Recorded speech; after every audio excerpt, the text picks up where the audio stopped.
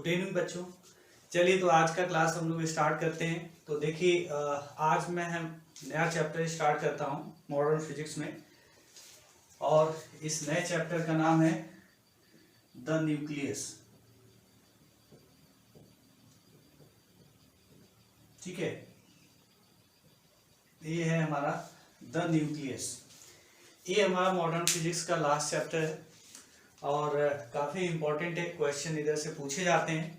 तो देखिए इस चैप्टर का पढ़ने का आपका दो फायदा होगा अच्छे से, क्योंकि इसका एडवांटेज डायरेक्ट आपको केमिस्ट्री में भी मिलेगा। केमिस्ट्री में भी आपको न्यूक्लियस के बारे में और रेडियो एक्टिविटीज, न्यूक्लियर फ्यूजन और फ्यूजन रिएक्शन ये सब पढ़ना है। ठीक है, तो जैसा यहाँ पे फिजिक्स में है बिल्कुल वैसा ही आपका केमिस्ट्री में है। तो आप अगर इसको अच्छे से पढ़ते हैं, सिर्फ इसी चैप्टर को नहीं, पूरे मॉडर्न फिजिक्स को अगर आप अच्छे से पढ़ेंगे तो इसका डायरेक्ट फायदा आपको क्या होगा, केमिस्ट्री में भी मिलेगा। ठीक है, तो आप कोशिश करिएगा कि मॉडर्न फिजिक्स को जरूर पढ़िएगा। कॉम्पिटिटिव पॉइंट ऑफ व्यू से काफ़ी इंपॉर्टेंट है मॉडर्न फिजिक्स। तो आज हम डिस्कस करते हैं द न्यूक्लियस। द लगा दिया हमने, तो द लगाने का मतलब ही क्या होता है, हमारा ये इसका इंपॉर्टेंस न्यूक्लियस का बढ़ गया है। तो सबसे पहले तो हम न्यूक्लियस जो है क्या होता है कि किसी भी एटम का सेंट्रल पार्ट है। रदरफोर्ड एक्सपेरिमेंट हमने एटॉमिक स्ट्रक्चर में ही डिस्कस किया था कि रदरफोर्ड अपने एक्सपेरिमेंट से ये कंक्लूड किया था कि जो एटम के अंदर होता है एक सेंट्रल पार्ट होता है, और उस सेंट्रल पार्ट का जो मास होता है वो काफी ज्यादा होता है। ठीक है, ऑलमोस्ट जो है कि जो एटम का मास होता है उसी स्मॉल वॉल्यूम या जो सेंट्रल पार्ट है उसी में कॉन्स्टिट्यूट होता है, और इसी स्मॉल पार्ट पे ही क्या होता है, हमारा पॉजिटिव चार्ज होता है। ठीक है, मतलब रदरफोर्ड का जो एक्सपेरिमेंट था उसमें क्या था, अल्फा स्कैटरिंग जो इफेक्ट था, उसमें बहुत सारे अल्फा पार्टिकल क्या हुए, एटम्स को पेंट्रेट करके बाहर आ गए थे विदाउट एनी डेविएशन। लेकिन कुछ ऐसे भी अल्फा पार्टिकल थे जो कि 180 डिग्री या ग्रेटर देन 90 डिग्री एंगल से भी क्या हुए थे, डिफ्लेक्ट हुए थे। तो इस बेसिस पे रदरफोर्ड ने कंक्लूड किया था कि एटम के अंदर कोई तो ऐसा एक पॉइंट है जहां पे क्या कर रहा है कि इस अल्फा पार्टिकल पे बहुत ही स्ट्रॉन्ग फोर्स एक्ट हो रहा है। और क्या था कि बहुत कम ऐसे पार्टिकल थे जो 90 डिग्री या ग्रेटर देन 90 या 180 डिग्री से डिविएट हुए थे अल्फा पार्टिकल। तो उस केस में क्या कंक्लूड किया या डिसाइड किया रदरफोर्ड ने कि जो ये वॉल्यूम है, जिस एरिया में जो ये चार्ज एग्जिस्ट कर रहा है वो वॉल्यूम बहुत ही छोटा है। अगर बड़ा वॉल्यूम होता तो बहुत ज्यादा अल्फा पार्टिकल को ग्रेटर देन 90 डिग्री या 180 डिग्री से डिफ्लेक्ट होना चाहिए था, लेकिन बहुत कम अल्फा पार्टिकल डिफ्लेक्ट हो रहे थे। इसका मतलब ये हुआ था कि ये जो वॉल्यूम है, जिस वॉल्यूम में हमारा ज्यादा से ज्यादा मास एग्जिस्ट कर रहा है, एज वेल एज क्या है, चार्ज भी ज्यादा, ऑलमोस्ट जो एटम का चार्ज है वो भी क्या हो रहा है कि वहीं पे एग्जिस्ट कर रहा है, पॉजिटिव चार्ज। क्योंकि अल्फा पार्टिकल हमारा पॉजिटिव चार्ज है, तो पॉजिटिव चार्ज पे पॉजिटिव चार्ज ही एक बड़ा रिपल्सिव फोर्स अप्लाई कर सकता है। तो इस बेसिस पे रदरफोर्ड ने किया था डिसाइड कि हमारा जो होता है एटम के अंदर एक सेंट्रल पार्ट होता है, उसके अंदर हमारा न्यूक्लियस होता है।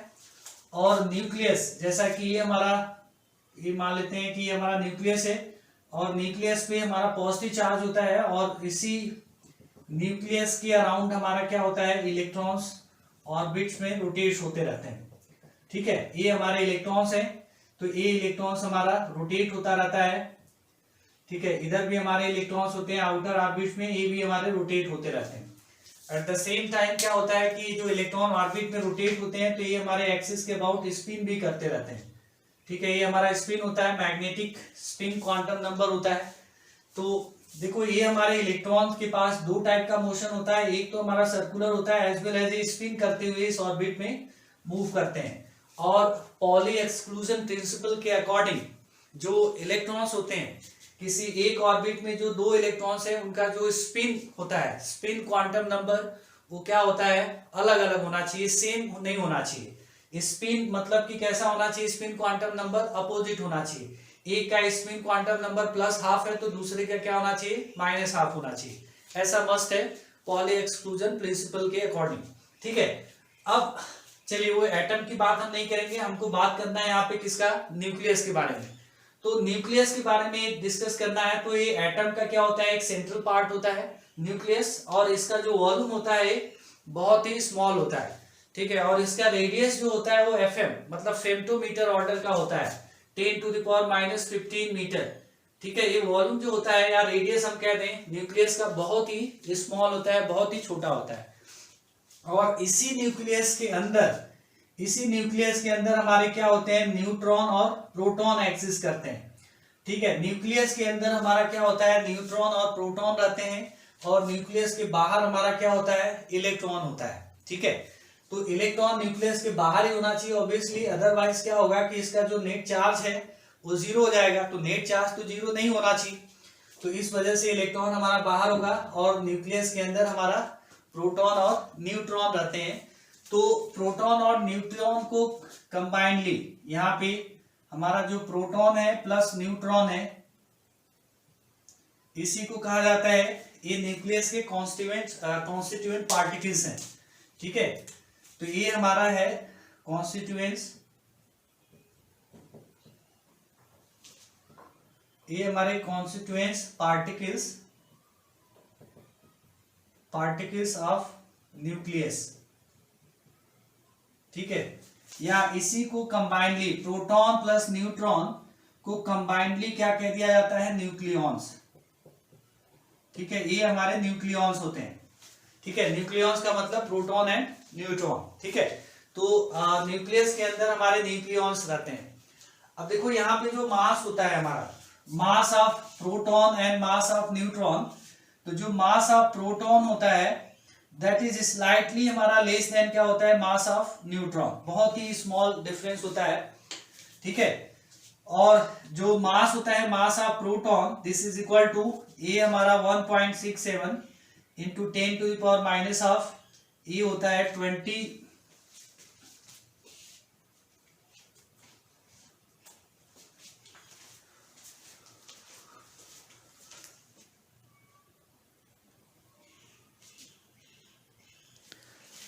सो देखिए यहाँ पे क्या था कि जो मास ऑफ प्रोटॉन होता है वो अप्रोक्सीमेटली आपका 1.672 इंटू 10⁻⁻27 kg, और मास ऑफ जो न्यूट्रॉन होता है दैट इज 1.674 इंटू 10⁻⁻27 kg।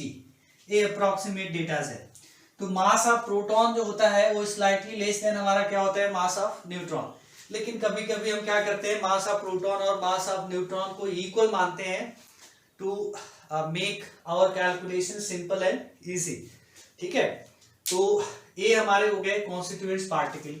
अब इसके बाद हमारा ये आ जाता है कि अगर हमारे जो न्यूक्लियॉन्स हैं प्रोटॉन एंड न्यूट्रॉन, ये हमारा न्यूक्लियस के अंदर एग्जिस्ट करता है, तो क्या ये जो प्रोटॉन और न्यूट्रॉन हमारे न्यूक्लियस के अंदर हैं, ये क्या रेस्ट में होते हैं, स्टेशनरी होते हैं? आपको क्या लगता है कि जो ये प्रोटॉन और न्यूट्रॉन है वो न्यूक्लियस के अंदर रेस्ट में होते हैं, या प्रोटॉन और न्यूट्रॉन न्यूक्लियस के अंदर मोशन में होते हैं? ठीक है, इसको आपको नोट कर लेना है, ये सब बेसिक पॉइंट्स। तो देखो यहाँ पे जो प्रोटॉन और न्यूट्रॉन होते हैं हमारे न्यूक्लियस के अंदर, वो रेस्ट में नहीं होते हैं। ये प्रोटॉन और न्यूट्रॉन न्यूक्लियस के अंदर ये क्या होते हैं, फाइनाइट ऑर्बिट में। जिस तरह से हमारा इलेक्ट्रॉन एटम के अंदर फाइनाइट ऑर्बिट में रिवॉल्व करता रहता है, इसके पास सर्कुलर मोशन भी होता है as well as spin motion भी होता है, उसी तरह से हमारे प्रोटॉन और न्यूट्रॉन, ठीक है, प्रोटॉन और न्यूट्रॉन का भी न्यूक्लियस के अंदर सर्टेन ऑर्बिटल्स में क्या होता है, मोशन होता है।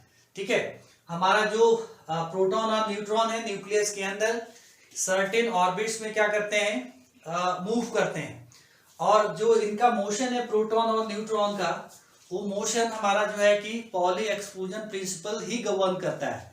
मतलब ये है कि कोई भी दो प्रोटॉन ऐसा नहीं होगा न्यूक्लियस के अंदर जिसके लिए सभी क्वांटम नंबर का वैल्यू क्या हो, सेम हो। ठीक है, according to Pauli exclusion principle, no two protons or no two neutrons have same all the quantum numbers।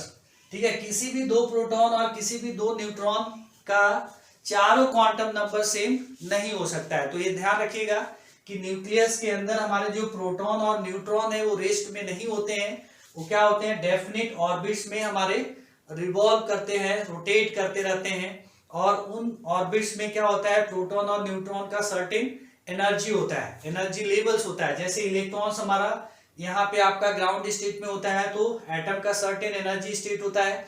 उसी तरह से एक्साइटेड स्टेट में जाएगा, जब इलेक्ट्रॉन ट्रांजिट होगा हायर एनर्जी स्टेट में तो हमारा एटम का एनर्जी क्या होता है, बढ़ जाता है।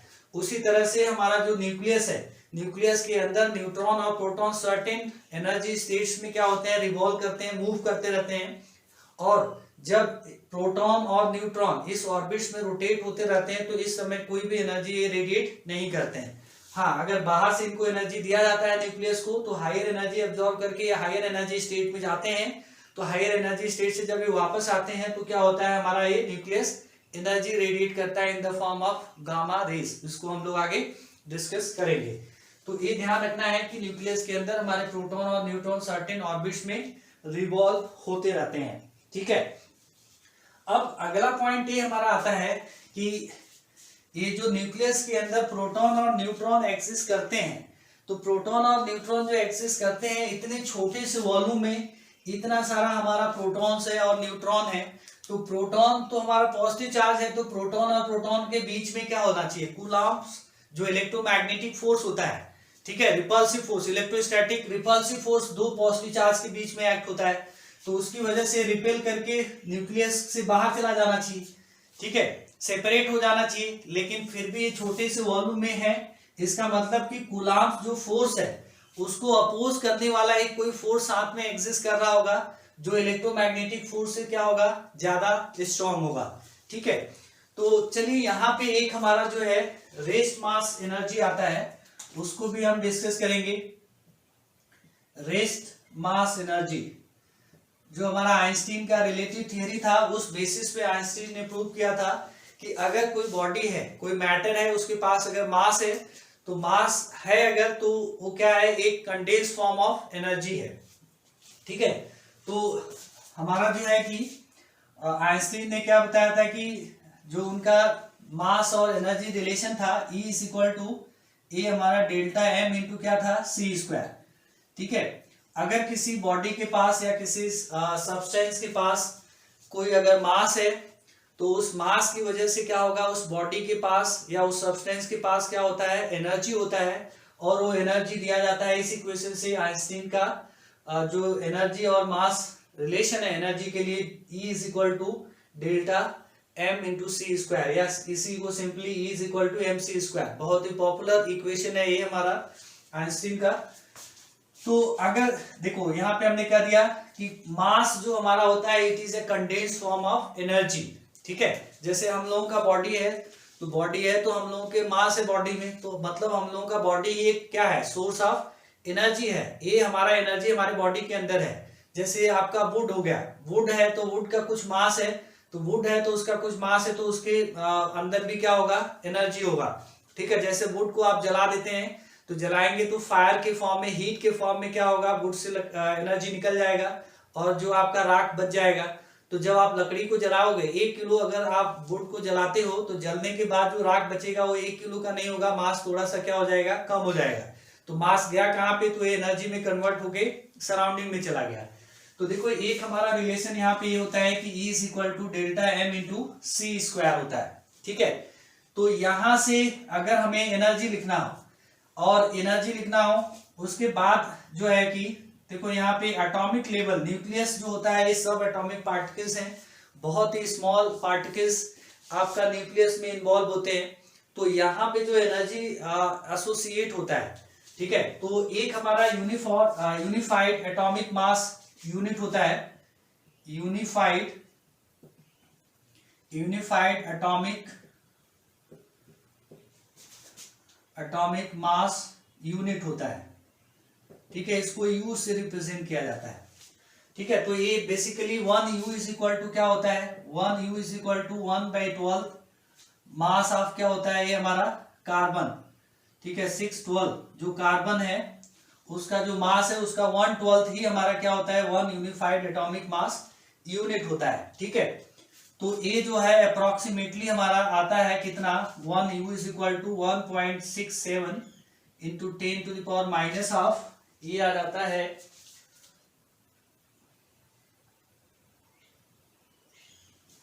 हाँ, ये 1.66 इंटू 10⁻⁻27 kg, इतना वैल्यू आता है इसका।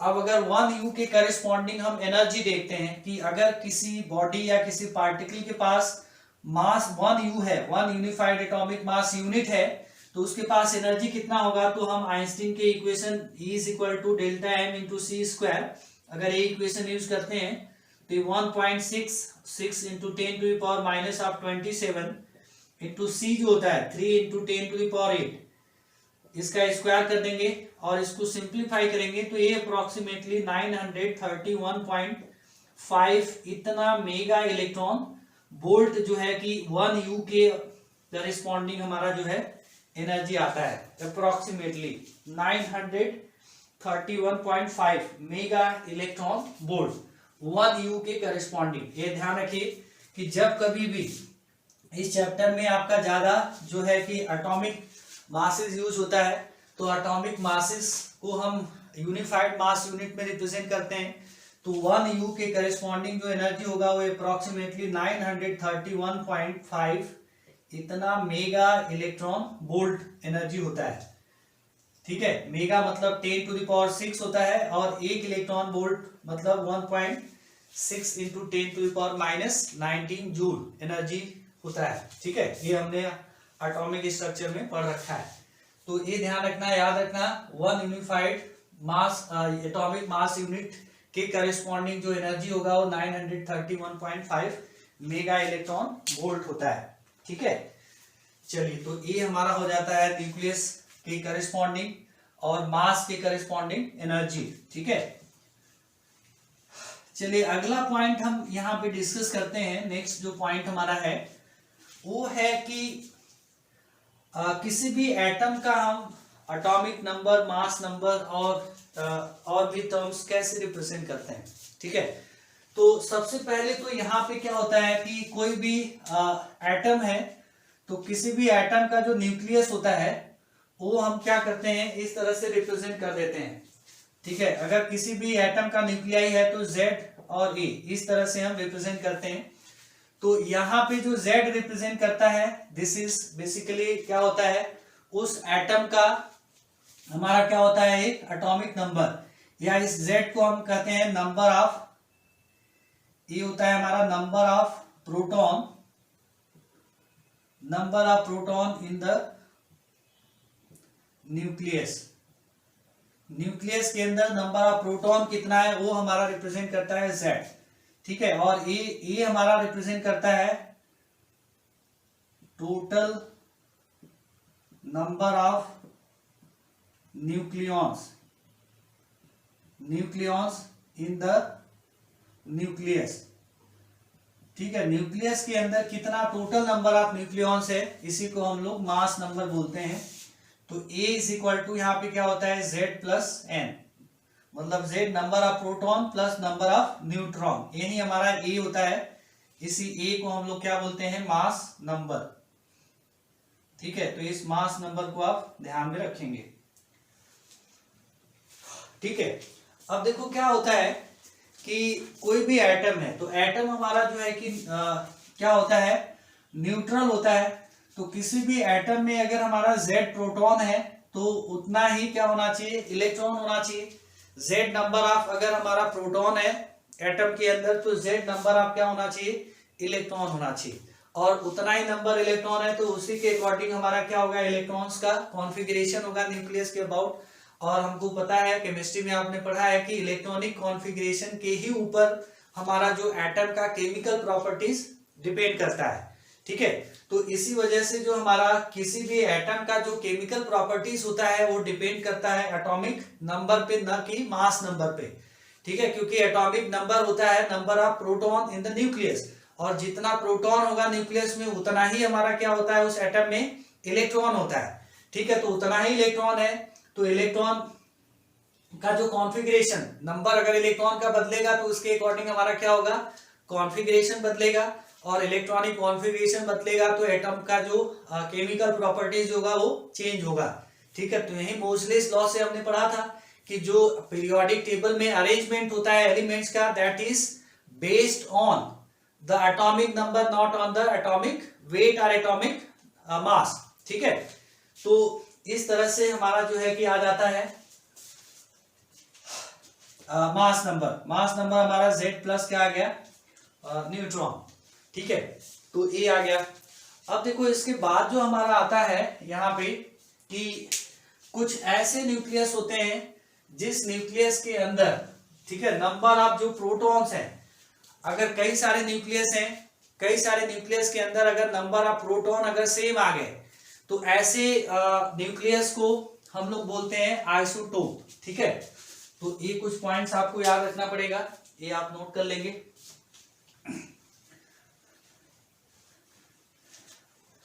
ठीक है, देखो आइसोटोप्स क्या होता है, हमारे पास 3 टाइप्स के होते हैं आइसोटोप्स। ठीक है, तो आइसोटोप्स वो होते हैं न्यूक्लियाई जिसमें नंबर ऑफ प्रोटॉन सेम होता है। ठीक है, number of protons are same. ठीक है, आइसोटोप्स अगर है तो इसमें नंबर ऑफ प्रोटॉन सेम होगा। एक होता है हमारा आइसोटोन। ठीक है, आइसोटोन, तो आइसोटोन का मतलब है नंबर ऑफ न्यूट्रॉन। ठीक है, number of neutrons are same. ऐसे न्यूक्लियाइड जिसमें नंबर ऑफ न्यूट्रॉन्स सेम होंगे, इक्वल होंगे, तो उसको हम क्या बोलेंगे, आइसोटोन। ठीक है, आइसोटोप मतलब P, तो प्रोटॉन सेम होना चाहिए। आइसोटोन मतलब N, तो N का मतलब न्यूट्रॉन सेम होना चाहिए। ठीक है, एक होता है हमारा आइसोबार। तो आइसोबार्स क्या होते हैं, तो आइसोबार ऐसे न्यूक्लियाइड जिनका मास नंबर क्या हो, सेम हो। ठीक है, so number of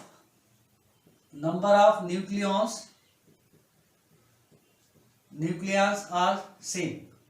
so number of nucleus are same मतलब ए जो है, ए इज इक्वल टू हमारा क्या होता है, Z plus N, number of nucleus. Mass number क्या होना चाहिए, सेम, या इसी को हम लोग बोल सकते हैं कि आइसोबार वो न्यूक्लियाई होते हैं जिनका मास नंबर क्या होता है, same. So mass number must be same for isobars. ठीक है, तो ये 3 टाइप के हमारे न्यूक्लियाई मिलते हैं न्यूक्लियस के अंदर। आइसोटोप्स मतलब ऐसे न्यूक्लियाइड, ठीक है, ऐसे न्यूक्लियाइड जिनका नंबर ऑफ प्रोटॉन जिनमें क्या हो, सेम हो, ऐसे को हम आइसोटोप्स कहेंगे। दूसरा हमारा आइसोटोन आता है, देखो P से यहाँ पे डिफरेंशिएट करना। टोप्स मतलब P, प्रोटॉन सेम होना चाहिए। आइसोटोन्स मतलब क्या होना चाहिए, नंबर ऑफ न्यूट्रॉन सेम होना चाहिए। आइसोबार्स, तो आइसोबार मतलब यहाँ पे क्या होना चाहिए, जो मास नंबर होना चाहिए। ठीक है, मास नंबर क्या होना चाहिए, सेम। अगर कई सारे न्यूक्लियाई हैं जिनका मास नंबर सेम है तो उन सबको क्या कहा जाएगा, कंबाइनली आइसोबार्स कहा जाएगा। ठीक है, तो ये सब चीजें आपको ध्यान में रखनी है। ठीक है, अब देखो इसके बाद हमारा आ जाता है न्यूक्लियस की स्टेबिलिटी के ऊपर। ठीक है, स्टेबिलिटी एक बहुत ही इंपॉर्टेंट फैक्टर है हमारा, कि किसी भी एटम का जो न्यूक्लियस या एटम, सिंपली हमारा अगर न्यूक्लियस स्टेबल होगा तो एटम भी स्टेबल हो सकता है, और अगर न्यूक्लियस ही स्टेबल नहीं हुआ तो फिर एटम हमारा स्टेबल नहीं होगा। तो आज के देखो समय में हमारे पास मोर देन 1000 एलिमेंट्स जो है कि नोन है। ठीक है, और आउट ऑफ 1000 जो एलिमेंट्स है उसमें कुछ ही एलिमेंट्स हमारे क्या है, स्टेबल है। बहुत सारे एलिमेंट्स क्या है, अनस्टेबल। मतलब क्या होता है कि वो बनता है और तुरंत क्या होता है, दूसरे एलिमेंट्स में कन्वर्ट हो जाता है। तो यहाँ पे स्टेबिलिटी जो है, स्टेबिलिटी ऑफ न्यूक्लियस, ये भी एक बहुत ही इंपॉर्टेंट फैक्टर है। स्टेबिलिटी ऑफ न्यूक्लियस, न्यूक्लियस का स्टेबिलिटी के बारे में देखिए हम किस किस फैक्टर्स के ऊपर डिपेंड करता है स्टेबिलिटी, उसको अगर डिस्कस करें तो स्टेबिलिटी जो होता है न्यूक्लियस का, जनरली देखो ये देखा गया है कि एक अगर हम लोग ग्राफ ड्रॉ करते हैं, ठीक है, यहाँ पे एक ग्राफ ड्रॉ करें और इधर हमारा क्या हो, नंबर ऑफ न्यूट्रॉन्स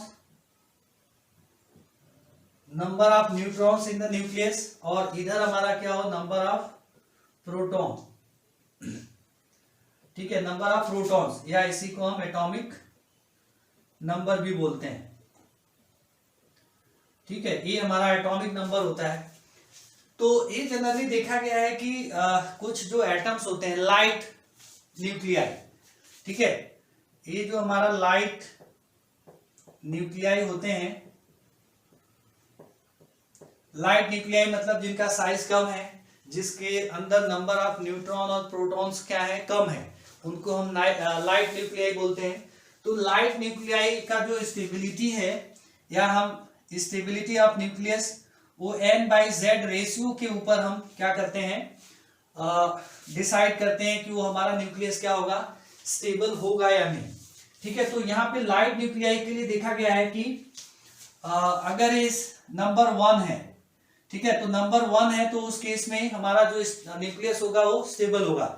मतलब नंबर ऑफ न्यूट्रॉन और नंबर ऑफ प्रोटॉन क्या होना चाहिए, सेम होना चाहिए लाइट हल्के न्यूक्लियाई के लिए। ऑलमोस्ट जो है कि 30, ठीक है, 20 to 30 एटॉमिक नंबर तक जो हमारे न्यूक्लियाई हैं एटम्स के, वो क्या है, लाइट में हम उसको कंसीडर करते हैं। तो यहाँ पे मान लो कि ये हमारा स्टेबिलिटी क्या है, लाइन है। ठीक है, ये हमारा स्टेबिलिटी लाइन है, ये हमारा स्टेबिलिटी लाइन है। ठीक है, अगर हमारा न्यूक्लियाई इसी लाइन के आसपास में लाई करेगा तो क्या होगा कि वो हमारा स्टेबल होगा। तो यहाँ पे देखा गया है कि कुछ जो है हमारे न्यूक्लियाई यहाँ पे जो इस लाइन पे हैं,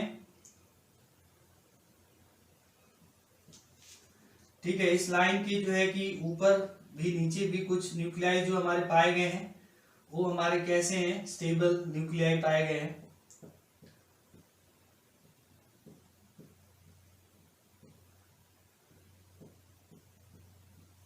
ठीक है, इस तरह से देखो, हमें जो डार्क सर्किल बना रहे हैं ये सब हमारे क्या है, स्टेबल न्यूक्लियाई है।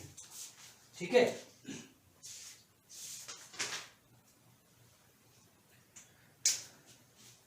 स्टेबल न्यूक्लियाई है। और इसी में हमारे कुछ ऐसे भी न्यूक्लियाइस होते हैं, ये हमने बना दिया ऐसे।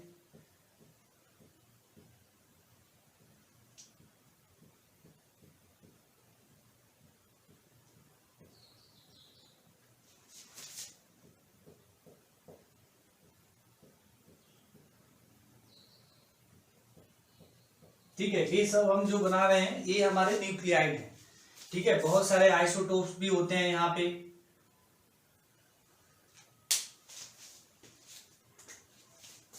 तो इस तरह से जो है कि हमारे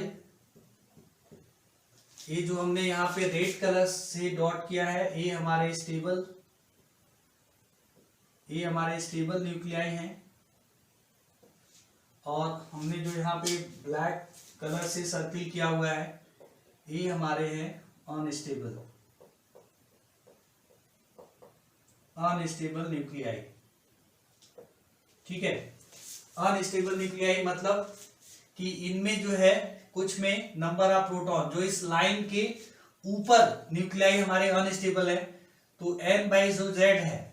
ठीक है, वो n/z का रेशियो ग्रेटर देन क्या हो जाता है, 1 हो जाता है। और जो इसके नीचे है, नहीं n/z, तो इसके जो नीचे है वो n/z का जो रेशियो है लेस देन क्या हो जाता है, 1 हो जाता है। तो इसका मतलब ये है कि जो ऊपर लाई कर रहे हैं, जो अनस्टेबल न्यूक्लियाई हैं, उनके अंदर नंबर ऑफ जो न्यूट्रॉन है वो रिक्वायर्ड प्रोटॉन से क्या है, ज्यादा है। ठीक है, इसलिए हमारा n/z का जो रेशियो है वो रिक्वायर्ड वैल्यू से क्या है, ज्यादा है। तो इस वजह से हमारा जो न्यूक्लियस है वो अनस्टेबल है। ठीक है, और जो नीचे इस लाइन के लाई कर रहे हैं न्यूक्लियाई, उनके अंदर n/z का रेशियो कम है, वो लेस देन 1 है। इसका मतलब कि नंबर ऑफ न्यूट्रॉन जो है वो नंबर ऑफ प्रोटॉन से क्या है, कम है। रिक्वायर्ड जो चाहिए हमें n और z का रेशियो 1 लाने के लिए, उससे क्या है हमारा ये लेस देन 1। मतलब ये जो हमारा ब्लैक सर्किल से हमने न्यूक्लियाई को डिनोट किया है, उसमें number of proton number of neutron से क्या है, ज्यादा है। ठीक है, जो रिक्वायर्ड हमें चाहिए स्टेबिलिटी के लिए, उससे क्या होता है, ज्यादा। तो ऐसे ही देखा गया है। तो जैसे जैसे हमारा मास नंबर बढ़ते जाता है, वैसे वैसे क्या होता है कि जो हमारे स्टेबल जो है कि न्यूक्लियाई होते हैं, इस लाइन के क्या होते हैं, ऊपर चले जाते हैं। ठीक है, ये ऊपर जाते रहते हैं। तो मतलब ये जो हमारा हेवी न्यूक्लियाई है उसके अंदर अगर हमारा ज्यादा नंबर ऑफ क्या हो, न्यूट्रॉन हो, ठीक है, तो ज्यादा नंबर ऑफ न्यूट्रॉन और इन कंपैरिजन ऑफ प्रोटॉन्स, तो उस समय हमारा जो हेवी न्यूक्लियाई स्टेबल होता है, ठीक है। तो देखो इसका रीजन जो है ये दिया जाता है कि जो हेवी न्यूक्लियाई है, हेवी न्यूक्लियाई मतलब उसका साइज क्या होगा, बड़ा होगा, ठीक है। तो साइज बड़ा होगा और उसके अंदर नंबर ऑफ प्रोटॉन और नंबर ऑफ न्यूट्रॉन भी क्या होंगे, ज्यादा होंगे। तो अगर ज्यादा नंबर ऑफ प्रोटॉन अगर न्यूक्लियाई के अंदर आएगा, ठीक है, मान लो कि ये हमारा कोई न्यूक्लियस है और ये थोड़ा इसमें साइज में बड़ा है, तो साइज में बड़ा है तो इसके अंदर क्या होगा कि बहुत सारे प्रोटॉन्स अगर आ गए, तो बहुत सारे प्रोटॉन्स हो गए, तो प्रोटॉन्स क्या है, हमारा पॉजिटिव चार्ज है और ये भी पॉजिटिव चार्ज है, इधर पॉजिटिव है, तो इन सबके अंदर क्या होगा, ये रिपल्सिव फोर्सेज एक्ट होने लगेगा। तो रिपल्सिव फोर्सेज जब एक्ट होने लगेगा तो क्या होगा, न्यूक्लियर की स्टेबिलिटी कम होने लगती है, ठीक है। तो न्यूक्लियर की स्टेबिलिटी कम होगा तो हमारा जो न्यूक्लियाई है वो अनस्टेबल हो जाएगा। अनस्टेबल हो जाएगा तो क्या करेगा, कुछ पार्टिकल एमिट करेगा, पार्टिकल एमिट करके वो अपने साइज को क्या करेगा, रिड्यूस करेगा, छोटा करेगा, और छोटा करके क्या करता है, ये अपने n/z रेशियो को चेंज करता है। तो n/z रेशियो को चेंज करेगा कुछ इस तरह से कि वो n/z हमारा 1 के आसपास में आने लगे, तो हमारा न्यूक्लियाई क्या हो जाएगा, स्टेबल हो जाएगा, ठीक है। तो देखो एक पॉइंट हमारा यहाँ पे ये आता है न्यूक्लियर स्टेबिलिटी में कि जब हमारा साइज बढ़ जाता है न्यूक्लियर स्टेबिलिटी का, ठीक है, तो साइज जब बढ़ता है तो उसकी स्टेबिलिटी पे हमारा जो होता है वो स्टेबिलिटी डिक्रीज होता है due to the electrostatic force, electrostatic repulsive forces act between the protons, ठीक है। अब देखो यहाँ पे प्रोटॉन्स के बीच में जो है रिपल्सिव फोर्स एक्ट होता है, फिर भी कुछ हमारे जो न्यूक्लियाई है वो स्टेबल है, तो कैसे होंगे, क्योंकि हम कह रहे हैं कि यहाँ पे रिपल्सिव फोर्सेस के अगेंस्ट में एक ऐसा फोर्स होगा जो इन प्रोटॉन और प्रोटॉन को क्या करेगा, अट्रैक्ट करके रख रहा होगा, ठीक है।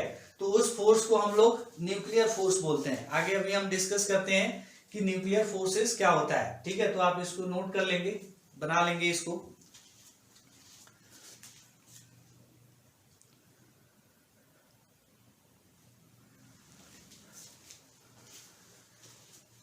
ठीक है, कोई भी अगर हमारा लाइट न्यूक्लियाई है तो लाइट न्यूक्लियाई के लिए जो स्टेबल अगर न्यूक्लियाई होगा तो n/z का रेशियो क्या होना चाहिए, 1 होना चाहिए।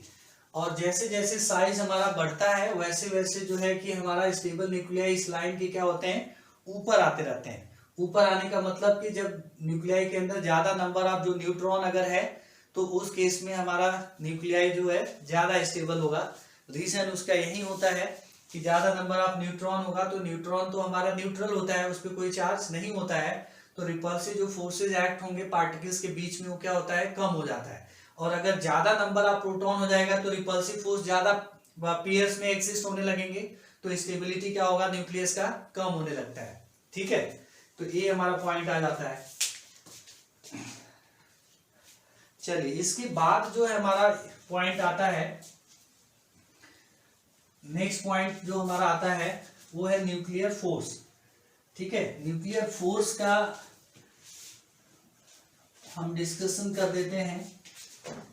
इस न्यूक्लियर फोर्स भी हमारा जो है न्यूक्लियस की स्टेबिलिटी के ऊपर जो है इंपॉर्टेंट रोल प्ले करता है। लेकिन न्यूक्लियर फोर्स से पहले हम क्या करेंगे, न्यूक्लियस के साइज के बारे में थोड़ा डिस्कस करते हैं।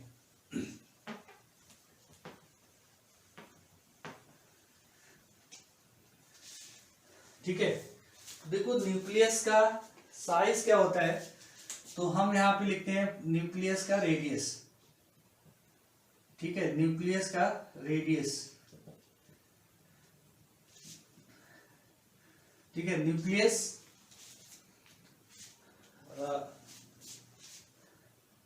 यहां पे न्यूक्लियर रेडियस, ठीक है। तो न्यूक्लियस का देखो रेडियस क्या होगा, तो न्यूक्लियस का देखो जो साइज होता है वो बहुत ही छोटा होता है, फेम्टोमीटर के ऑर्डर का होता है साइज। तो इसका साइज डिटरमाइन करना वैसे नॉर्मल स्केल पे क्या है, इम्पॉसिबल है। इसका जो साइज है हमारा वो वेव फंक्शन के फॉर्म में ही रिप्रेजेंट किया जा सकता है। इतना छोटे पार्टिकल का अगर एग्जैक्ट हमको रेडियस चाहिए न्यूमेरिकल लेवल पे, तो उस केस में हमको क्या चाहिए, वेव इक्वेशंस को सॉल्व करना पड़ेगा, जो बहुत ही कॉम्प्लिकेटेड होता है। इस स्टैंडर्ड पे, इस लेवल पे हमको उसकी जरूरत नहीं होती है। लेकिन अगर एक अप्रॉक्सीमेट आइडियाज देखा गया है तो यहाँ पे जो रेडियस होता है न्यूक्लियस का, उसका लिए एक फार्मूला दिया गया है। ये रेडियस होता है r is equal to R not into A की पावर 1/3। ये हमारा फार्मूला होता है, आप इसको ध्यान में रखेंगे। यहाँ पे आर नॉट हमारा एक कांस्टेंट है, ठीक है, और ये आर नॉट का जो वैल्यू होता है ये अप्रोक्सीमेटली 1.1 FM होता है, ठीक है, 1.1 FM के इक्वल होता है, या इसी को हम लोग बोलते हैं 1.1 इंटू 10⁻⁻15 फेम्टोमीटर, ठीक है, इतना मीटर होता है आर नॉट का वैल्यू। और जो हमारा ए है, ए को हम लोग बोलते हैं मास नंबर, ठीक है, ए हमारा मास नंबर है, मास नंबर ऑफ एटम, ठीक है, तो मास नंबर हो गया एटम का। तो हमारा जो रेडियस होता है किसी भी न्यूक्लियस का, किसी भी एटम की न्यूक्लियस का, तो उसके मास नंबर पे डिपेंड करता है। मास नंबर ज्यादा होगा तो न्यूक्लियस का जो रेडियस होगा वो ज्यादा होता है, ठीक है। तो देखो यहाँ पे हम एक आपको डिस्कस कर ले डेंसिटी ऑफ न्यूक्लियस। तो डेंसिटी ऑफ न्यूक्लियस क्या होगा, क्या समझते हैं डेंसिटी ऑफ न्यूक्लियस से? तो मान लो कि हमारे पास ये कोई न्यूक्लियस है, ठीक है, ए न्यूक्लियस है और न्यूक्लियस के अंदर हमारे न्यूक्लियॉन्स हैं। तो जो न्यूक्लियस का डेंसिटी होगा, तो डेंसिटी बेसिकली हमारा डिफाइन किया जाता है कैसे? तो डेंसिटी किसी भी ऑब्जेक्ट का या सब्सटेंस का ये होता है मास डिवाइडेड बाई उसका वॉल्यूम, ठीक है।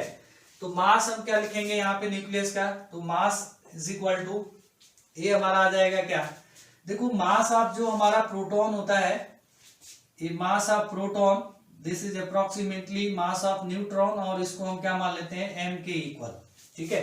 तो जो टोटल मास आ जाएगा हमारा यहाँ पे, तो टोटल मास हमारा मतलब कि कितने नंबर ऑफ न्यूक्लियॉन्स है, तो नंबर ऑफ न्यूक्लियॉन वही हमारा मास नंबर होता है, Z प्लस क्या n, ठीक है, number of protons plus number of neutrons, ये हमारा आ जाएगा total number of nucleon mass number. तो एक न्यूक्लियॉन का हमारा मास जो है वो स्मॉल m है, तो a नंबर ऑफ कितना हो जाएगा, तो ये टोटल मास आ गया a इंटू m, ठीक है। तो यहाँ पे हम मास को रख दिए small m into capital A divided by volume. अब ये हमारा स्फेरिकल शेप का होता है वॉल्यूम, इसका रेडियस हमने मान लिया है कि r है, तो इसका वॉल्यूम कितना आ जाएगा, तो वॉल्यूम हमारा स्फीयर है तो 4/3 ये हो जाएगा पाई r क्यूब, ठीक है। तो यहाँ से हम लिख देंगे 4/3 पाई, और r का वैल्यू हमारा कितना है, रेडियस न्यूक्लियस का ये है r नॉट इंटू ए की पावर 1/3, इसका क्यूब कर देते हैं तो ये आ जाएगा 4/3 पाई r नॉट का क्यूब इंटू ए आ गया हमारा वॉल्यूम। तो डेंसिटी देखो न्यूक्लियस का क्या हो जाएगा, rho is equal to A हमने लिखा हुआ है यहाँ पे, तो A mass m into A divided by 4/3, ये हो जाएगा पाई r नॉट का क्यूब इंटू ए।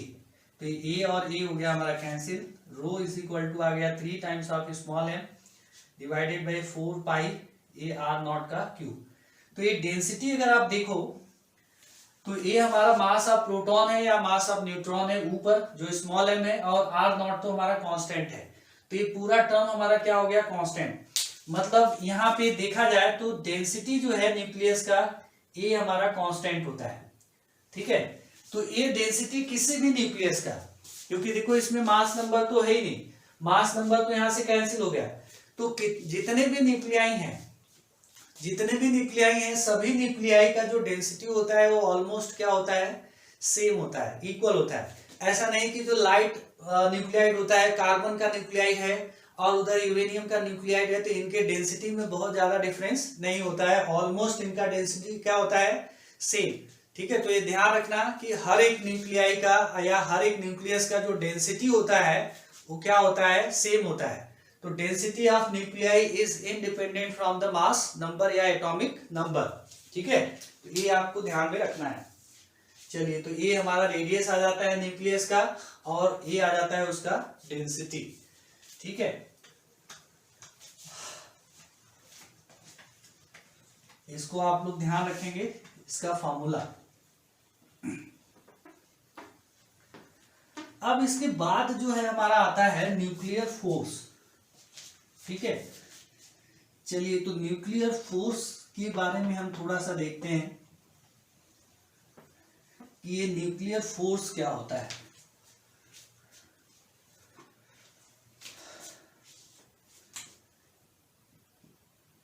ये हो जाएगा हमारा न्यूक्लियर फोर्स। ठीक है, न्यूक्लियर फोर्स। देखिए हमारा ये न्यूक्लियस है, न्यूक्लियस के अंदर हमारे क्या है, प्रोटॉन है। ठीक है, ये प्रोटॉन है, इसके अंदर न्यूट्रॉन भी होंगे, ऐसे न्यूट्रॉन। ठीक है, तो न्यूक्लियस के अंदर हमारा प्रोटॉन और न्यूट्रॉन होते हैं, एक्सिस्ट करते हैं। अब हमारा क्या होता है कि यहाँ पे प्रोटॉन, दो प्रोटॉन और प्रोटॉन के बीच में हमारा क्या होता है, रिपल्सिव फोर्स एक्ट होता है। इस प्रोटॉन के बीच में रिपल्सिव फोर्स एक्ट होगा, कूलम रिपल्सिव फोर्स। इसके बीच में इधर ऐसे और इधर रिपल्सिव फोर्स एक्ट होगा। तो इस तरह से क्या होता है कि हमारे प्रोटॉन और प्रोटॉन के बीच में इलेक्ट्रोस्टैटिक फोर्स एक्ट होते रहता है, रिपल्सिव। तो रिपल्सिव और न्यूट्रॉन तो हमारा न्यूट्रल होता है, तो इनके बीच में कोई भी इलेक्ट्रोस्टैटिक फोर्स एक्ट नहीं होगा, जिसको हम इलेक्ट्रोमैग्नेटिक फोर्स भी बोलते हैं। ठीक है, तो आपका इलेक्ट्रोस्टैटिक जो है कि फोर्सेस एक्ट होता है प्रोटॉन और प्रोटॉन के बीच में, और ये रिपल्सिव है, तो इसकी वजह से क्या होता है, ये दूर जाना चाहते हैं। ठीक है, तो दूर जाना चाहेंगे तो क्या होगा कि न्यूक्लियस का साइज बढ़ाना चाहेंगे और न्यूक्लियस से दूर जाना चाहेंगे। ठीक है, तो अब क्या है कि दूर तो जाते नहीं, ये छोटे से ही वॉल्यूम में क्या होते हैं कि एक्सिस्ट करते हैं, एक साथ प्रेजेंट होते हैं। तो इसका मतलब ये होगा कि जो ये रिपल्सिव फोर्सेस एक्ट हो रहा है प्रोटॉन और प्रोटॉन के बीच में, इसको ओवरकम करने के लिए कोई तो फोर्स एक्सिस्ट हो रहा होगा इस प्रोटॉन के बीच में या न्यूट्रॉन के बीच में, जो कि इन सबको क्या कर रहा है, एक साथ रख रहा है, बाउंड किए हुए है। ठीक है, तो इसी फोर्स को हम लोग क्या बोलते हैं, न्यूक्लियर फोर्स। और न्यूक्लियर जो फोर्स होता है वो मच स्ट्रॉन्गर होता है, किससे, हमारा इलेक्ट्रोस्टैटिक या इलेक्ट्रोमैग्नेटिक फोर्स से। ठीक है, तो जो न्यूक्लियर फोर्स हमारा होता है, यहां पे न्यूक्लियर फोर्स, ये है हमारा न्यूक्लियर फोर्स। तो न्यूक्लियर फोर्स हमारा मच ग्रेटर देन, ये होता है हमारा इलेक्ट्रोमैग्नेटिक फोर्स। और ये इलेक्ट्रोमैग्नेटिक फोर्स हमारा मच ग्रेटर होता है किससे, ग्रेविटेशनल फोर्स के।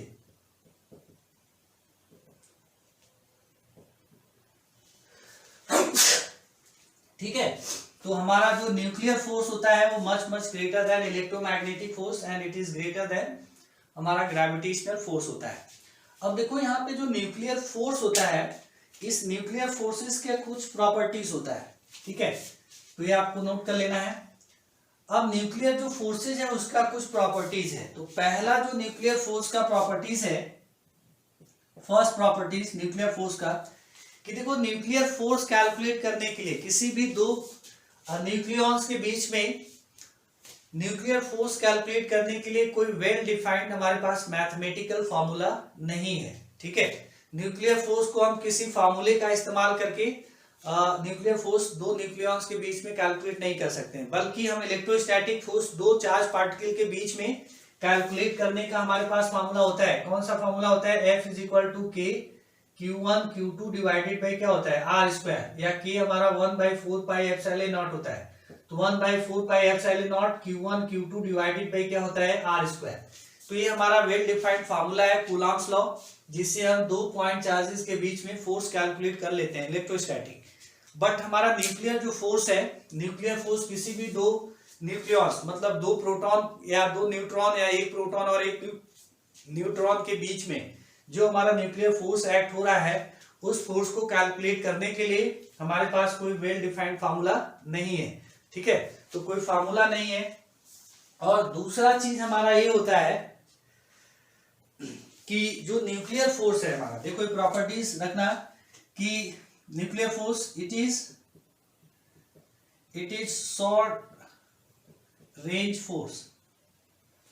ठीक है, शॉर्ट रेंज फोर्स होता है।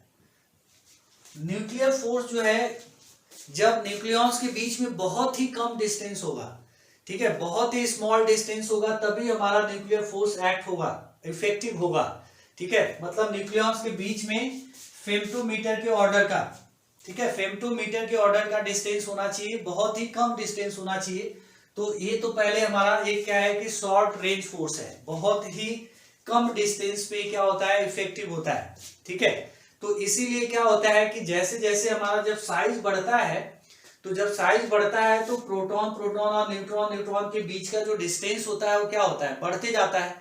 तो बढ़ते जाता है, तो इस वजह से न्यूक्लियर जो फोर्स एक्ट हो रहा है प्रोटॉन और प्रोटॉन के बीच में, वो क्या होता है, कम इफेक्टिव होते हैं, ठीक है। जबकि हमारा जो इलेक्ट्रोस्टैटिक फोर्स है, इलेक्ट्रोस्टैटिक फोर्स हमारा क्या है, रिलेटिवली लार्ज रेंज का फोर्स है, ठीक है। अगर डिस्टेंस ज्यादा भी होगा तब भी हमारा इलेक्ट्रोस्टैटिक फोर्स काफी ज्यादा इफेक्टिव होता है। तो जब न्यूक्लियस का साइज बढ़ता है तो जो कूलम्ब फोर्स है रिपल्सिव, वो ज्यादा डोमिनेट हो जाता है हमारा न्यूक्लियर फोर्स पे, क्योंकि शॉर्ट रेंज फोर्स है न्यूक्लियर फोर्स।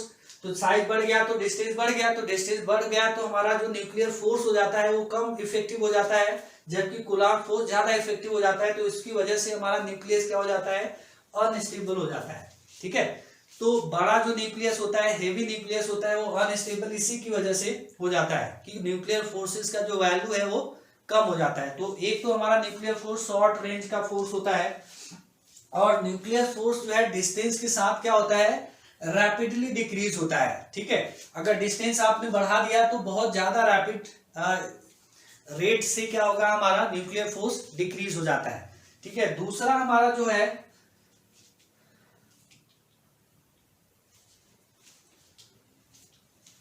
दूसरा हमारा ये है पॉइंट कि न्यूक्लियर जो फोर्स होता है, नहीं, nuclear force is much stronger than हमारा जो है इलेक्ट्रोमैग्नेटिक फोर्स। तीसरा हमारा होता है कि न्यूक्लियर फोर्स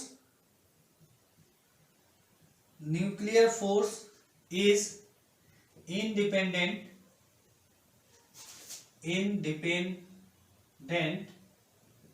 फ्रॉम चार्ज, ठीक है। न्यूक्लियर फोर्स जो होता है वो चार्ज से क्या होता है, इंडिपेंडेंट होता है। मतलब दो प्रोटॉन और प्रोटॉन के बीच में जो न्यूक्लियर फोर्स एक्ट हो रहा है, या दो प्रोटॉन न्यूट्रॉन और न्यूट्रॉन के बीच में जो न्यूक्लियर फोर्स एक्ट हो रहा है, या एक प्रोटॉन और एक न्यूट्रॉन के बीच में जो न्यूक्लियर फोर्स एक्ट हो रहा है, वो सभी क्या होंगे, सेम होंगे, ठीक है। तो न्यूक्लियर जो फोर्स होता है वो चार्ज इंडिपेंडेंट होता है, वो चार्ज के ऊपर डिपेंड नहीं करता है। मतलब यहाँ पे जो न्यूक्लियर फोर्स एक्ट हो रहा है between two proton and proton, that must be equal to force act between two neutron and neutron, and this must be equal to force act between एक प्रोटॉन और एक न्यूट्रॉन। ये हमारा condition होता है, ठीक है। Nuclear force is charge independent,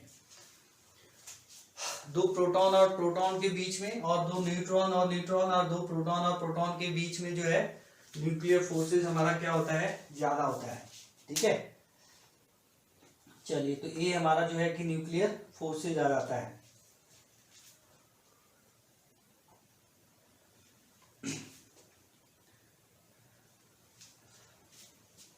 ठीक है।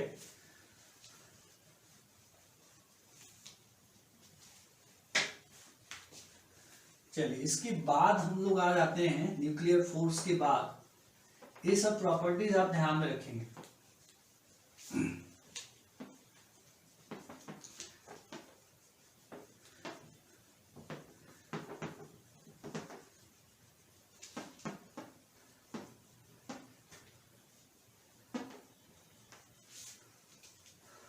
नेक्स्ट जो पॉइंट हमारा है वो है बाइंडिंग एनर्जी,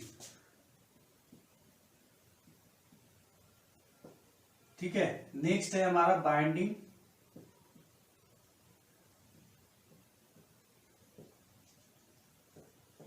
एनर्जी, इसको हम लोग बाइंडिंग एनर्जी बोलते हैं, ठीक है। अगला हम लोग आ जाते हैं बाइंडिंग एनर्जी के ऊपर। तो देखो, बाइंडिंग एनर्जी क्या होता है किसी भी न्यूक्लियस का, तो जैसा कि नाम है इसका बाइंडिंग, ठीक है, मतलब न्यूक्लियॉन्स को क्या करेगा, ये बाइंड करके रखेगा, ठीक है। तो कोई भी सिस्टम देखो जब बनाया जाता है, ठीक है, जैसे हमारा हाइड्रोजन एटम है, तो हाइड्रोजन एटम में हमारा इसका क्या होता है, इसका एटॉमिक नंबर और मास नंबर 1 होता है। मतलब यहाँ पे जो न्यूक्लियस है हाइड्रोजन एटम का, इसमें एक प्रोटॉन होता है और इसमें एक इलेक्ट्रॉन होता है, ठीक है, और ये सिस्टम हमारा बन जाता है। अब इनिशियली मान लो कि एक हमारे पास प्रोटॉन है और एक हमारे पास क्या है, इलेक्ट्रॉन है। तो ये प्रोटॉन और इलेक्ट्रॉन जो है हमारा इनिशियली मान लो कि इनफाइनाइट डिस्टेंस पे है, ठीक है। अब इनफाइनाइट डिस्टेंस से हम क्या कर रहे हैं, इलेक्ट्रॉन्स और प्रोटॉन्स को पास में ला करके यहाँ पे हमने क्या कर दिया, ये हाइड्रोजन एटम बना दिया, ठीक है। तो जब हम ऐसा करते हैं तो इस प्रोसेस में हमारा, जब हम इलेक्ट्रॉन्स को इनफाइनाइट डिस्टेंस से प्रोटॉन के पास लाके हाइड्रोजन एटम फॉर्म कर देते हैं, तो इस प्रोसेस में क्या होता है कि 13.6 इलेक्ट्रॉन वोल्ट का जो है एनर्जी क्या होता है, रिलीज हो जाता है, ठीक है। अगर हम इलेक्ट्रॉन को इनफाइनाइट डिस्टेंस से ले आएंगे तो इलेक्ट्रॉन क्या करता है, 13.6 इलेक्ट्रॉन वोल्ट का एनर्जी इस प्रोसेस में हमारा रिलीज होता है। तो वही एनर्जी जो रिलीज हुआ है, उसी रिलीज एनर्जी क्या होता है, यहाँ पे बाइंडिंग एनर्जी के फॉर्म में एग्जिस्ट हो जाता है, ठीक है। मतलब कि हमारा प्रोटॉन और इलेक्ट्रॉन इतने 13.6 इलेक्ट्रॉन वोल्ट का बाइंडिंग एनर्जी के साथ क्या होगा, बाउंड होगा सिस्टम। अब अगर हम चाहेंगे कि प्रोटॉन को और इलेक्ट्रॉन को सेपरेट करें, अलग कर दें इनफाइनाइट डिस्टेंस पे, तो हमें इस एटम को क्या करना पड़ेगा, 13.6 इलेक्ट्रॉन वोल्ट बाहर से एनर्जी क्या करना पड़ेगा, प्रोवाइड करना पड़ेगा। अगर हम हाइड्रोजन एटम हमारा यहाँ पे ग्राउंड स्टेट में है, तो अगर इस एटम को हम 13.6 इलेक्ट्रॉन वोल्ट की एनर्जी दे देते हैं तो क्या होगा, एक प्रोटॉन और इलेक्ट्रॉन हमारा सेपरेट हो जाएगा, इलेक्ट्रॉन इनफिनिटी डिस्टेंस पे चला जाएगा, ठीक है। तो देखो जब भी हम सिस्टम बनाते हैं इनफाइनाइट पे, हमारे जो कॉन्स्टिट्यूएंट पार्टिकल हैं इनिशियली इनफाइनाइट डिस्टेंस पे एग्जिस्ट कर रहे हैं, इनफाइनाइट डिस्टेंस से हम पार्टिकल को एक्यूमुलेट कर रहे हैं और एक सिस्टमेटिक सिस्टम डिजाइन कर रहे हैं। तो इस केस में क्या होता है कि हमारा एनर्जी रिलीज हो गया, तो वही जो रिलीज एनर्जी होता है वही सिस्टम का एनर्जी बन जाता है, या उसी एनर्जी से हमारा सिस्टम क्या होता है, बाउंड हो जाता है। अब अगर हमें सिस्टम को अलग करना है तो इतनी एनर्जी क्या करनी पड़ेगी, देनी पड़ेगी। तो ऐसे ही हमारा क्या होता है कि जो न्यूक्लियस होता है, वो न्यूक्लियस जो फॉर्म हुआ है, मान लीजिए कि ये हमारा न्यूक्लियस है, ठीक है, ये न्यूक्लियस है। इस न्यूक्लियस में हमारे क्या है, प्रोटॉन है और न्यूट्रॉन है। तो ये हमारा न्यूक्लियस बना हुआ है, इस वेल अरेंज्ड ऑर्डर में हमारा प्रोटॉन और न्यूट्रॉन एग्जिस्ट कर रहे हैं, ठीक है। ये हमारा मान लो कि कोई न्यूक्लियस है और इस न्यूक्लियस के अंदर हमारा प्रोटॉन और न्यूट्रॉन इस तरह से एग्जिस्ट कर रहे हैं,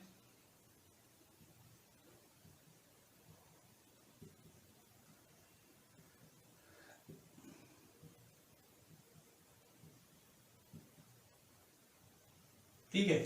ये हमारा कोई न्यूक्लियस है,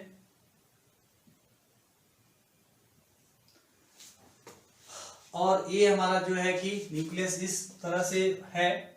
और देखो इस न्यूक्लियस को अगर हमने बाइंडिंग एनर्जी, जितने से न्यूक्लियस हमारा जिस एनर्जी से बाइंड है, उतनी एनर्जी बाइंडिंग एनर्जी अगर हमने क्या कर दिया, इसको प्रोवाइड कर दिया इस न्यूक्लियस को, तो ये क्या होगा कि जितने भी यहाँ पे न्यूक्लियॉन्स हैं सब क्या हो जाएंगे, फ्री हो जाएंगे, इनफाइनाइट डिस्टेंस पे चले जाएंगे। मतलब इन न्यूक्लियस के बीच में कोई भी फोर्स एग्जिस्ट नहीं करेगा, वो किसी भी तरह से जो है कि आपका यहाँ पे ये हमारा न्यूट्रॉन न्यूट्रॉन न्यूट्रॉन इधर,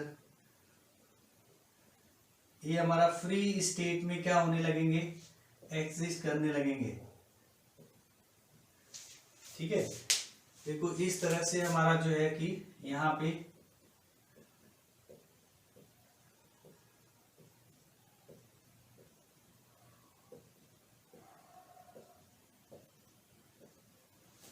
ये हमारा फ्री स्टेट में आ गए न्यूक्लियॉन्स, फ्री न्यूक्लियॉन्स, ठीक है। तो किसी भी न्यूक्लियस को हम वो कम से कम कितना एनर्जी प्रोवाइड कर दें ताकि जो हमारे न्यूक्लियॉन्स हैं उस न्यूक्लियस को कहाँ चले जाएं, इनफाइनाइट डिस्टेंस पे चले जाएं। तो उसी कम से कम एनर्जी को हम लोग क्या कहते हैं, उस न्यूक्लियस का बाइंडिंग एनर्जी बोलते हैं, ठीक है। तो ये देखो बाइंडिंग एनर्जी आता कहाँ से है, या इसी को हम लोग ऐसे भी कह सकते हैं कि अगर यहाँ पे क्या हो, मान लो हमारे फ्री न्यूक्लियॉन्स हैं, ठीक है। अगर हम मान लेते हैं कि हमारा जो न्यूक्लियॉन्स है किसी न्यूक्लियस के, वो इनिशियली जो है कि हमारे इनफाइनाइट डिस्टेंस पे एक्सिस्ट कर रहे हैं। ठीक है, इस तरह से हमारा जो है कि न्यूक्लियॉन्स है फ्री स्टेट में अप टू इनफाइनाइट डिस्टेंस पे वो एक्सिस्ट कर रहे हैं। बाइंडिंग एनर्जी को हम लोग इस तरह से भी डिफाइन कर सकते हैं किसी भी न्यूक्लियस का। देखो ये बाइंडिंग एनर्जी काफी इंपॉर्टेंट होता है न्यूक्लियस के स्टेबिलिटी को चेक करने के लिए।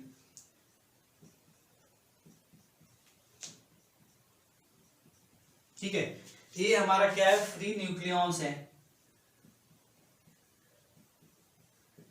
ये फ्री न्यूक्लियॉन्स है। इन सभी फ्री न्यूक्लियॉन्स को हम क्या कर रहे हैं, एक साथ ला रहे हैं इनफाइनाइट डिस्टेंस से। इनफाइनाइट डिस्टेंस से ला करके हम क्या कर दिए, यहाँ पे एक न्यूक्लियस फॉर्म कर दिए। ये मान लो कि हम यहाँ पे एक न्यूक्लियस फॉर्म कर दिया यहाँ पे।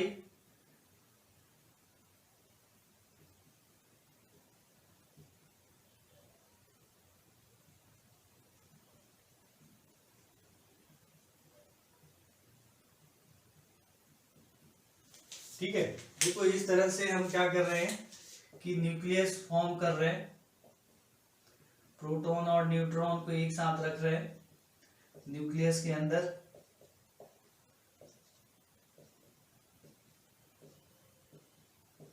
ठीक है, तो ये हमारा न्यूक्लियस फॉर्म हो गया।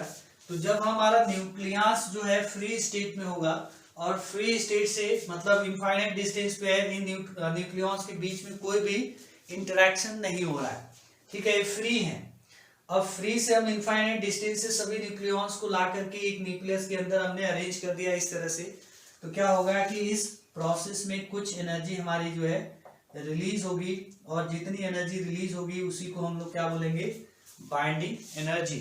ठीक है, तो the minimum energy released when free nucleons accumulated in the nucleus, and during this process the minimum amount of energy released, that energy is called binding energy of the nucleus।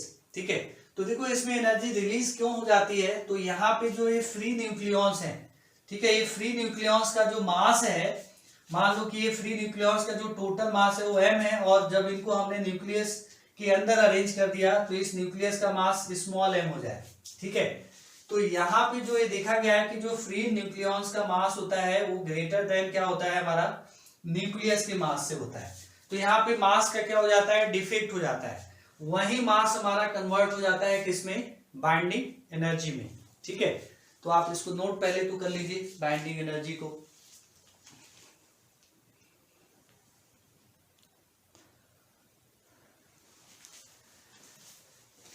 ठीक है, तो यही हमारा देखिए बाइंडिंग एनर्जी है, और ऐसे ही हम इसको डिफाइन करते हैं। तो जो फ्री न्यूक्लियॉन्स हैं, फ्री न्यूक्लियॉन्स का मास जो होता है वो न्यूक्लियस के मास से हमेशा ज्यादा होता है।